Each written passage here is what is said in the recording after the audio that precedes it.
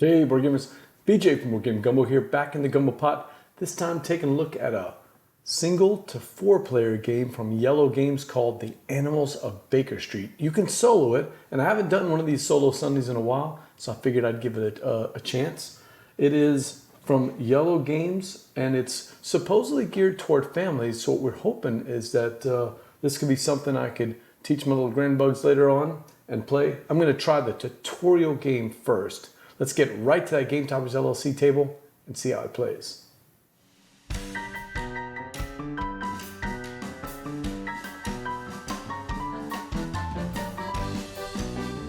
All right, so here's the board that we're playing. We're playing the tutorial, so we're going to kind of keep it something fairly simple. This does not take as long as the normal games. Normal games take about 45 minutes. We always play with 4 characters. We've got Calabash, the friendly spider. Calabash has a special power, good at pressuring suspects, frankly quite scary, maybe talk them into pressuring suspects into talking, and anything requiring brute strength. And she's not bad at spinning webs either. So that's kind of interesting. We've got Cherrywood, the mouse. Cherrywood is good at searching locations and finding things others might miss, and her mousy teeth can nibble through almost anything. All we have to do is flip these out of location and we'll see what happens. Briar, it's like a bird. Briar is agile, quick, and stealthy. When he doesn't want to be heard, he won't be heard. And of course, he can fly. And then we have Clay the frog. Clay has a way with words and can be very persuasive. When he's not talking, he's probably dreaming about eating fat flies or swimming around in a nice muddy pond. Okay, interesting. The way this is that Tobie is Sherlock Holmes' big famous dog, at least in this particular box. And Tobie is getting old. He's been helping Sherlock with all of his adventures, and it's time to train some new adventurers. And these are the 4 of his friends that want to become detectives at some point. So let's see what we got here. This is the location we have for the tutorial. The tutorial is called The Case of the Deer Stalker. And you know the famous deer stalker hat that Sherlock Holmes wears with the front and the sides. You can see it in the box cover right here. That's the famous deer stalker, or something similar to it. He's got the sides posted up. We're going to be trying to find that. Sherlock's lost it in this area. We're going to go to the different locations to try to find it. And anything else that Tobie may have lost. There are some locations that are locked out, and we see these by these little chain symbols. And I can zoom on those if we need. Yeah, we can see those little chain symbols. So we'll be checking that out. So I thought the first thing, if Sherlock Holmes is missing his hat, I think the first thing we would do is go to his room right here, as you can see. Go to that room right here. And inside the room, see what we have. So we'll remove a timer from the clock and we'll place it on the location. Yeah. And then we'll take the corresponding location card, which is Sherlock's room. All right. And we'll flip it over and we'll read it out loud. And then we'll decide if we want to use a character, an item, or the location. It's fully cooperative for the puzzle. So I know that I'm going to have to do most of the reading when I play with the grandbugs. I want to see if it's something from a play perspective that they could play with me. So I'm going to try this tutorial, learn to play the game, and then see what we can do. So we're in Sherlock's room right here, and we put a time token on that part. Is there anything useful near? Briar whispers. Briar's the bird. Everyone whispers when talking about Sherlock's room. It's a place of wonder, mystery, and serious thought. You can't twitter, croak, bark, or chirp here. It's too human. All too human. Sherlock is in his chair dozing, but lines in his face show that even in his sleep, he must be thinking of his darling lost hat, that famous deer stalker. We notice he has some fresh grass on his knees. That smells like a clue, Steve. Think about how happy he'll be when we bring the hat back to him, says Cherrywood, and her hair stands on end from the tip of her nose to the tip of her toes. And we get to leave this out here with the location, as long as we are staying there. All right, so they found grass on the knee, so that would suggest that Sherlock had been out over here by this area, which is the bush or the warren. I'm going to go, let's move over to the bush. No, to the warren over here. We'll take one of those there. We've placed a thing there, yep. Why, hello, lovely one, says Beatrix the bunny, popping out her soft white face. Her eyes burn into us. Want to hear the latest about that new poodle, Felicia? Another time, says Cherrywood. Did you see Sherlock today? Near the tree, she replies, but Felicia. Oh, that could be the tree here. Was he wearing a hat? Calabash interrupts impatiently. Beatrix frowns. What do I care about human fashions? Meanwhile, Felicia, Calabash rolls her 8 eyes. Was he or not, she says. He was, says Beatrix, but since you're so rude, I will bid you good day, and you will not hear about Felicia's odious behavior. And she slams the door. Let's see. I mean, we should probably go to the tree, right? Beatrix is not really talking much. I don't think we want to threaten her. There's not much to look at. So I say we go, let's go over to the tree. We'll go over to the tree and we'll put a clock token there. The tree. Is it the fox? Rosetta the squirrel pokes his head out. Are you going to eat me? No, says Calabash. Just ask a question. And then eat me? Oh dear. No, says Calabash, unless you don't answer. Rossetti the squirrel freezes terrified, then disappears into the tree. Foxes, monsters, too many legs. I don't think he wants to come out, says Calabash. You let the spider do the talking again, didn't you, says Clay as he finishes clambering up the tree to join us. Bird's eye view from the tree, I like that. I think also Clay is a better talker. Maybe instead of talking to Beatrix, I'm going to use Clay to talk to the squirrel, and then I like your idea of sending the bird up there. So let's check. You can do multiple characters at each location. So let's take a look at that.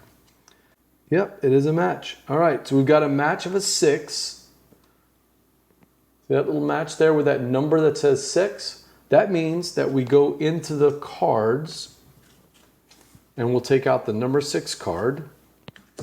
In the real game, in the other case files, the deck of cards is very thick. This one only has 6 cards because it's just a tutorial. So, what Rossetti saw. Rossetti, says Clay, we've checked very super extra carefully and there are no foxes, none at all. Rossetti's head pokes out again cautiously. Have you seen Sherlock's hat? Clay asks. A hat? Hat that hunters use? He knelt on the ground. It fell. And then, asked Briar. Don't know, but later, Morris was dragging something. Morris the hedgehog. Yes. And let's see where that bush is. All right, bush. The most well-known resident of the bush is Morris the hedgehog. Morris has got a bit of prickly personality, Calabash sniggers. Plus, when he's not grumpy, he's always asleep. You need to be more open-minded, Calabash, Clay suggests, and nice. I'm a tarantula, says Calabash. Clay jiggles the thorns of the bush until they rattle. Morris crawls out with bags under his eyes and a runny nose. Huh? Is it spring yet? Morris, says Clay, did you see Sherlock today in the park with the fluffy kind of hat that humans wear? No, Morris grumbles, I was asleep. And he curls into a spiky ball. One of the things that I haven't done yet, no, I haven't thought of this yet. The rabbit shut down the conversation about the poodle because you were rude. I did not go back with the sweet talking frog, but here's one of the elements of the game. So you can use characters, and then once you get information, you can use the information. I was just looking at the rules. You can use the information to go back and talk to some of the, interact with the locations. So what we didn't do is what Rossetti saw, seeing the hedgehog dragging something. We've never confronted the hedgehog about it. So we're going to go back to Morris over here. We'll spin that time token. And then we'll use this, what Rossetti saw, and we'll say, wait a minute, you said that you didn't see anything because you were sleeping, but Rossetti saw you dragging something. So I'll take this back to the location, and that's the bush, and then we'll line up the information, what Rossetti saw, with the bush. And let's see what happens there. And there's also one more thing that you can get sometimes in the game, and that's an item. And again, you can take the item to a location and say, yeah, exactly, Steve. You were on it. I just didn't remember that part of the mechanic. And the mechanic is that once you find something, you can go back to them and say, hey. So we've gone back to the bush where the hedgehog is, Morris is, and we've confronted the hedgehog about the information we have from Rossetti. that Sheet saw you, or he saw you, I can't remember, that the squirrel basically saw Morris dragging something around, and it lines up. So now we can go to card number 5. So I'll keep that one out. But let's go to card number 5. And that's the bush. All right, so we've got a replacement location. And when that happens, the game says take the previous location out, which is the green card, and we're going to replace it with one of the purple cards. This is the bush location. So it's got, I'm assuming it has different things here. It'll open up some more spots. Morris says, Calabash, Rossetti said you were dragging something. Morris's eyes widen to full O's. Oh, please, I do have the hat, but I use it as my bed. It's so uncomfortable in this tangle of thorns. What if we give you something else for your bed to replace the hat? Asked Clay. Maybe, says Morris, if it's something just as soft and comfortable. He waddles into his deerstalker nest and curls up. Clay saves the day again, Clay proclaims. Not really, Calabash replies. You've just given us a new mission to do. So this is a new location for the bush. A new location card always replaces the old one. So now discard the old bush location and replace it with this one. Also discard the Warren location card. So we're not going back to the Warren either. All right. But we don't need to check that back. Oh, I like that idea. Ask the horse for hay. Okay. Let's go to the street. Talk to the horse. If nothing else, horse might know something soft. Okay. Let's see. The street. I think we should ask Baruch the horse. She knows everything. Oh, look at this. Yeah, we could take the bunny and stuff it in there. I don't think that's going to happen, Timer. Baruch is pulling the carriage into motion, just about to trot off to another part of town. I saw your friend Sherlock a half hour ago, she whinnies at us, rushing him to 221B.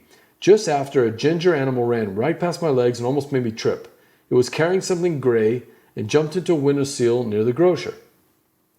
Now I must leave you, my dears. See you later, perhaps. And her hooves echo clip clop round the corner of the street. Yeah, there's a. You probably can't see that, but there's a cat in the window. It's Ginger, and it's in the windowsill. The cat's room. All right, the cat's room. Calabash scratches her chin with her three of her legs. Maybe we should investigate the cat. The cat, says the mouse. Yes, you know, that terrible creature who does nothing but yawn, steal things, and slaughter mice. Ooh, I don't know if this is pretty appropriate here, but oh dear, Cherrywood squeaks, bloodily adds, I mean, kids watch Disney movies, right? They know about things like this. Cherrywood covers her eyes. Cherrywood, says Clay, you don't have to come, wait for us here. By the time Clay has joined Briar and Calabash on the first floor, hop, hop, hop, the staircase, Calabash has some scary news. Look, the cat is asleep with her paw on something soft and gray. So we can't use Cherrywood here. So we can't use the mouse. I'm telling you, the bird could do this. I mean, also the spider could do a little web, right? And maybe take it out. I don't see how the frog's going to help, but I guess it's possible. This is scary here. Well, it does. It lines up. No, we don't have any items yet, unfortunately, Time Roller. This is just the tutorial and we're pretty limited. So we do line up and we've got card number 1. So let's see what card number 1 says. And this is Tobie's ball. Shout out to Tobie, our lovely friend Tobie in the neck. Tobie's ball. Everyone holds their breath as Briar gets within 1 inch of the cat's paw. Then suddenly he's back clutching something. It's Tobie's old gray ball. He'll be so happy to have it back. Okay, so we did find one of the items that Tobie was missing. We knew that Tobie had lost some things. Well done on finding one of Tobie's lost items. Whenever you find an item, put it over by the character board. Okay, so now we've got an item. Strangely enough, could we find something soft at a grocer? Maybe. Yeah, it's worth a shot. Let's go to the grocer. The sewer, I just don't see anything happening in the sewer.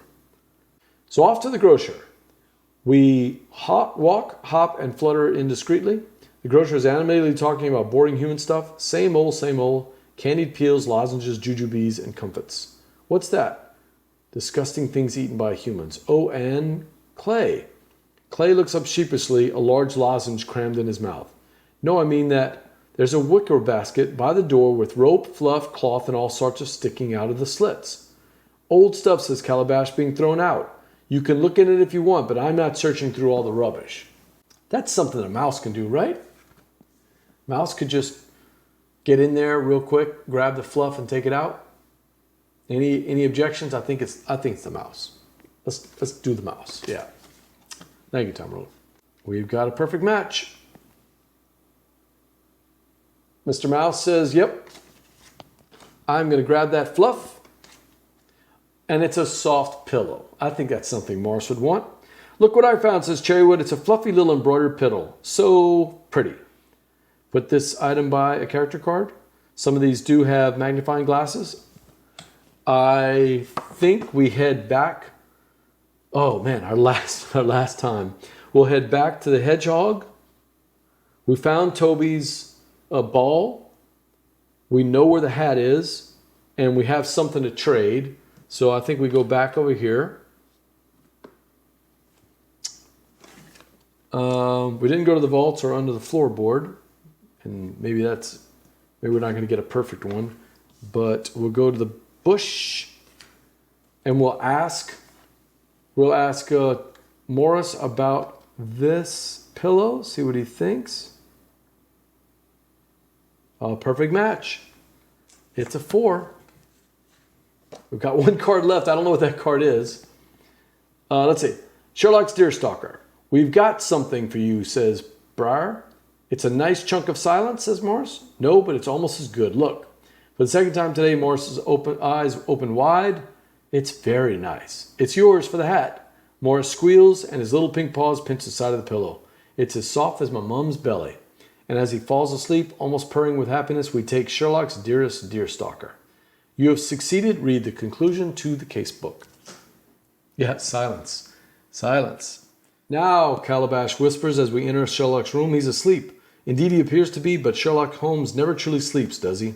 Still, we manage to squeeze past his slippers, unseen at least, so we think, and drag the lost Deerstalker to the fireplace. When Sherlock wakes up, just a few minutes later, well, well, well, he says. Well, well, I say. He grabs the Deerstalker up off the floor, he looks around, he stares and peers. He examines the room for more time than it takes the thin hand on the grandfather clock to trot across half of the clock face. We huddle into a tiny hole in the wall and watch. Well, this is most curious. I wonder. He lowers his head in our direction, and for a moment we are convinced he is staring straight at us, recognizing us as his saviors. Then he walks over and picks up his coat, which is lying near our hiding place. Glancing in the mirror at his Deerstalker-topped reflection, he smiles and leaves the room. "You are," says Tobie, as we celebrate our success. "You are, I think, fully ready to become the fearless detectives of 221B Baker Street. I've always known you could be. Now all we need is a true mystery to solve. One morning such a case will come our way, I'm sure of it." And the very next morning. Well done. If you did not find Tobie's 2 lost items, you could play again to look for them and to help you remember all the rules. Now that you will find the future cases take longer and harder to solve than this one. When you're ready to take on the first full case, go to case number 1. This is the tutorial of the animals of Baker Street. Like Steve said, it's a cute little way of disseminating the information and hiding the secrets in here, interacting with the characters, finding items, using them to talk to other characters. The tutorial was nice. I enjoyed it. I'm not sure if a 6 and a 7-year-old could play with me. I guess I would be running, for the most part, a lot of the things going on with it. Yeah, and there is a lot of potential, and there's a bunch of cases in here. There's a total of 6 more cases to do. So, I'm going to try it. I'm going to try playing it with the kids and being the person to kind of guide them as we play. It's going to actually, they'll have to use some of that critical thinking skills. Going under the floorboard, and it says that we saw some fluffy stuff at the grocer, and we saw, the mole hanging out. Yeah, it'd be like telling a story and having them interact with it. The time tokens, I'm not sure how much that's going to go over well with them. I'll have to manage all the parts of the game, but I think the rest of it is going to work on it. Yeah, listening to the hints. Okay, because I can think of kind of that Socratic method. All right, We're in the vaults, and the moles say that there's something stuck in their heels. You remember the 4 different characters. Which is the one that could help them? And hopefully they'll remember that the spider was the one that was strong. Yeah, just ditch the time tokens and play through the story. That's not a bad idea. Adam, ditch the time tokens until the event happens, and then at that point, because in the tutorial you don't worry about the time tokens after that. But that is the kind of the fiddliest thing about it. But I might just get rid of the time tokens and just let them pick where they want to go, and then they'll think it'll play it. Until next time, laissez le bon temps rouler.